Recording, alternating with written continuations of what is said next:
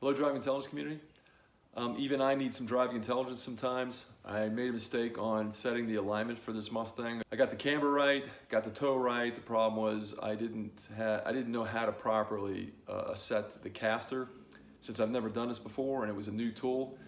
I did some additional research, and fortunately before I drove the car, I figured out how to take care of that. I'm going to show you in this video how I got the alignment, at least the caster, where it needs to be. The camber didn't need to be changed again. It might have had a little bit of adjustment, and I reset the toe after fixing the caster.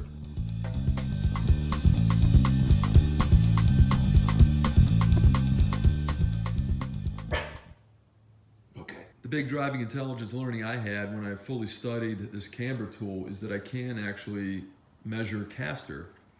And that's what I've set up for here. The directions tell you to put this camber tool as close to the center hub as possible. If you can put it on the hub, that's great, but you can see I chromed this, and it's not a flat surface, so it's not stable anyway. So I've located the camber tool as close to the hub, the center hub, as possible. I need to zero this outside bubble, and then I need to zero the inside bubble after I turn the wheel that I'm working on, where the front of the tire needs to be turned left 20 degrees. Now the big problem I've got is that I cannot measure 20 degrees of turn angle. Lock on this front wheel looks like it's about 20 degrees. I'm not sure, I can't measure it exactly as I said, but at least it'll give me a consistent measurement from side to side, because I'll go lock to lock on the other side as well. So let me center this and see what I'm ending up with as my caster adjustment. After all those settings have been established and I turned the wheel all the way to the right, well, turned it about a 40-degree sweep, and I recentered this outside bubble again.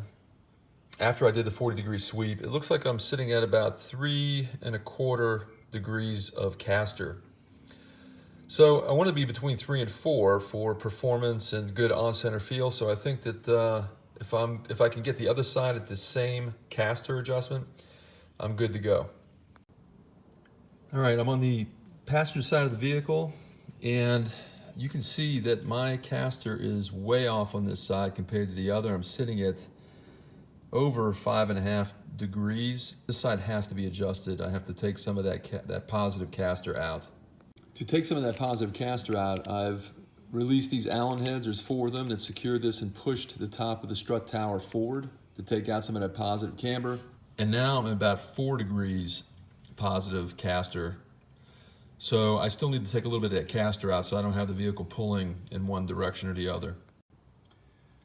Second adjustment at the top, didn't get it all the way to 3¼ degrees caster, so I still need to take some more out.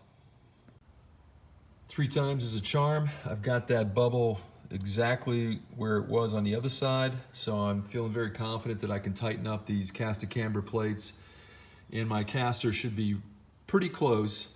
The last thing I need to do is readjust toe, and I showed that in the last video. I'm just going to use the same process by using that string that's lined up parallel with the rear wheels, and I should have my toe in good shape. Hey, thanks for watching. If you like this, please give me that thumbs up. Please subscribe. I still need lots of you subscribers. I still see 90% of my viewers are not subscribers. That would help me if you just hit that subscribe button. And look forward to seeing you next time on Driving Intelligence.